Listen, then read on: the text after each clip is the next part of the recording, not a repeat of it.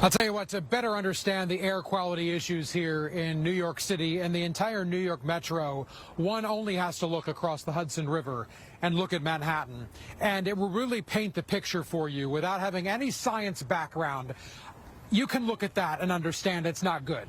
And the fact that that is all wildfire smoke coming down, filtering in from Canada, and really just infiltrating all these major American cities. Now, it's interesting. Boston is clear. It's a beautiful day in Boston, but you get here to New York, go a little further south through New Jersey and into Philadelphia and Pennsylvania, Washington, D.C., all dealing with air quality warnings tonight and today and going into tomorrow. And in fact, the warnings here in New York City, they don't expire until overnight Thursday into Friday. Right around midnight is when they expire. So speaking with a scientist earlier this evening from Columbia University, she was saying that tomorrow morning, especially Thursday morning, if morning jogs or walks or bicycling in parks or through the streets of New York as part of your normal morning activities, you don't want to do it tomorrow because the air quality, in her opinion, looking at the science, is going to be worse tomorrow than it may have ever been.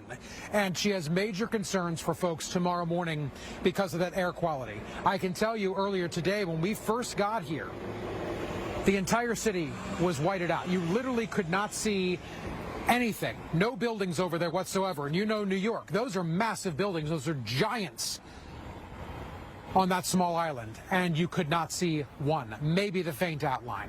And it looks like it's getting worse north to south. Looking up further, even though distance is working against us here, I can tell you we're seeing a change as the minutes go on, that another maybe plume of smoke is coming in and filling the city again. So your evening plans all need to be inside.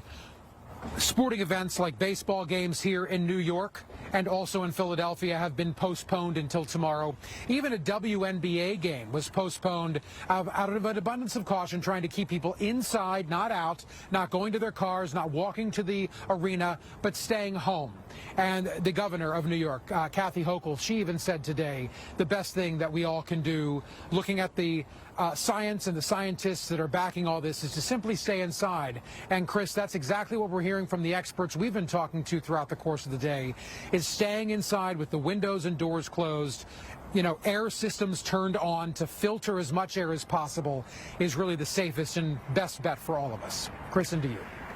Great advice. And also when you're driving around, you recirculate the air if you're doing the air conditioner or the heat for that matter. Those two little arrows, usually the indication there. Here's a look at more images of some of the hazy and smoky skies that we've been seeing. The wildfires in Canada, the smoke coming in from that. This is video from Washington, D.C. and Northampton, Massachusetts. So as bad as it is, the sunsets can be dramatic, can be a little bit cooler as well. Here in Pennsylvania, this is the smoky scene as well. It almost looks like fog here or low clouds, but that is smoke in the air right here in PA. Yeah, not just there. Let's get a look at Palmerton, Pennsylvania. This is near Bethlehem, and you get an idea of just how smoky it is. Not a lot of people out, people driving, right? Windows rolled up.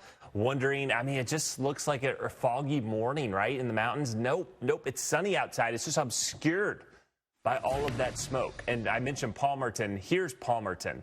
And this is a ski resort in the wintertime, obviously a recreational area, Jackie, this time of the year, but nobody outside, and for good measure. It is officially hurricane season, so do you know what to do if officials call for an evacuation?